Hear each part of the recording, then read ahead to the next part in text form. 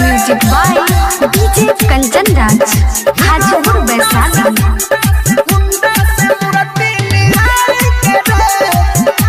अभी आप सुन रहे हैं दोगरा बाजार दरभंगा से सुशील स्टूडियो की शानदार प्रस्तुति। से चंदा लियाइल अपना गौवा में पंडाल बनाइल,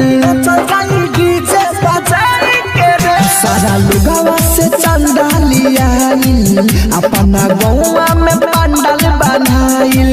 हो जल्दी जल्दी चल सन डेकोरेशन कलसन, जल्दी जल्दी चल सन डेकोरेशन कलसन, सारा नियम सजाई के रे हीरो होंडा से मूर्ति लियाई के रे, नचल जाई डीजे बजाई के रे, हीरो होंडा से मूर्ति लियाई के रे, नचल जाई डीजे बजाई के रे।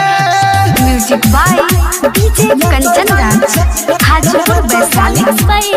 डीजे बजाई के रे, मूर्ति लियाई के रे, नचल जाई डीजे बजाई के रे। बीड़ा वाली माई के बाजी खाली गाना, हमके करी नहीं कोई माना, गाजर खीरा पारा शादी कटाई, भोरे भोरे तुम भोगे लगाना, भोगे लगाना, भोगे लगाना।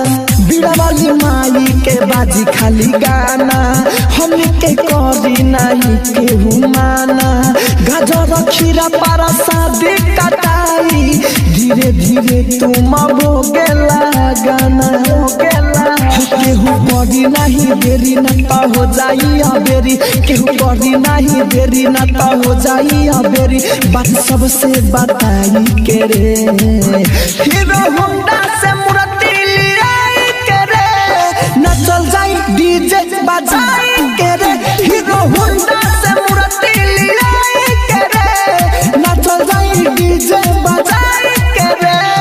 Music by DJ Kanchan Raj, Hajipur Vaishali. DJ बजाई के रे, मूर्ति लियाई के रे, नचल जाई डीजे बजाई के रे। राजधानी पदाया करी है माई, चारू ओरी गाना इनकर सुनाई, राइटर अमित आशिक जाने ले बतिया, सुबह शाम अगरबत्ती जा रही, जा रही जा। राजधानी पदाया करी है माई, चारू ओरी गाना इनकर सुनाई, अमित आशिक मुन्ना जाने ले बतिया, शाम सुबेरे अगरबत्ती जा रही। सब टाइम से आई केहू तनी न ला जाई, सब टाइम से आई केहू तनी न ला जाई, पन फुलवा ले आई के रे